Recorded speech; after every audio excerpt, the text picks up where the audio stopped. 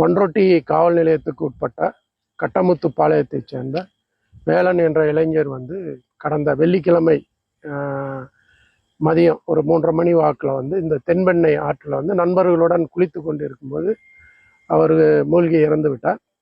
உடனடியாக அன்றைக்கே காவல்துறையும் ஃபயர் சர்வீஸும் தீயணைப்புத்துறை சார்ந்தவர்களும் கடுமையான அங்கே அதாவது தேடி பார்த்தார்கள். அதுலேயும் நம்ம கிடைக்கல, ஏன்னா அங்கே சுழல் இருக்கிறதுனால.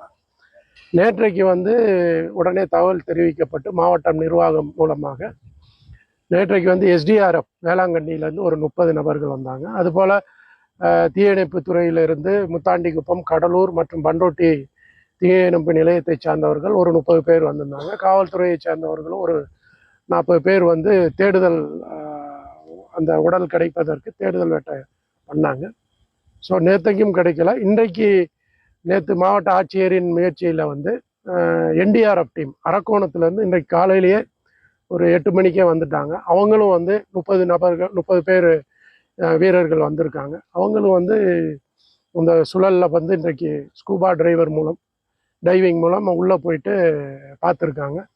அங்கே எதுவும் பாடி கிடைக்கல. இப்போ நம்ம நின்றுட்டு இருக்க இந்த உடைந்த பாலம் அங்கேருந்து ஒரு 200 மீட்ரு தள்ளி இருக்குது. இங்கேயும் வந்து தேடிக்கிட்டு இருக்காங்க.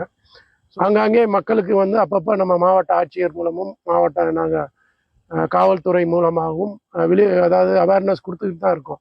இந்த மாதிரி தண்ணி வேகமாக செல்லும் பொழுது யாரும் வந்து குழந்தைகளோ இளைஞர்களோ அதை வந்து அந்த இறங்கி அது பாதுகாப்பானது கிடையாது. ஏன்னா ஃப்ளோவில் வந்து அடிச்சுட்டு போகிறதுக்கான வாய்ப்புகள் உண்டு. ஏன்னா நீச்சல் தெரிஞ்சிருந்தால் கூட இந்த சுழலில் வந்து சிக்கிக்கிறதுக்கான வாய்ப்புகள் உண்டு. அதனால் கடலூர் மக்கள், இந்த தென்பெண்ணை ஆற்று பகுதியிலே வசிக்கக்கூடிய மக்கள் வந்து தயவு செய்து இந்த மாதிரி நேரங்களில் வந்து தென்பெண்ணை ஆற்றில் இறங்கி குளிக்க வேண்டாம் என்று கேட்டுக்கொள்கிறோம். ஏன்னா இந்த பார்த்தீங்கன்னா இப்போ ஒரு இளைஞரோட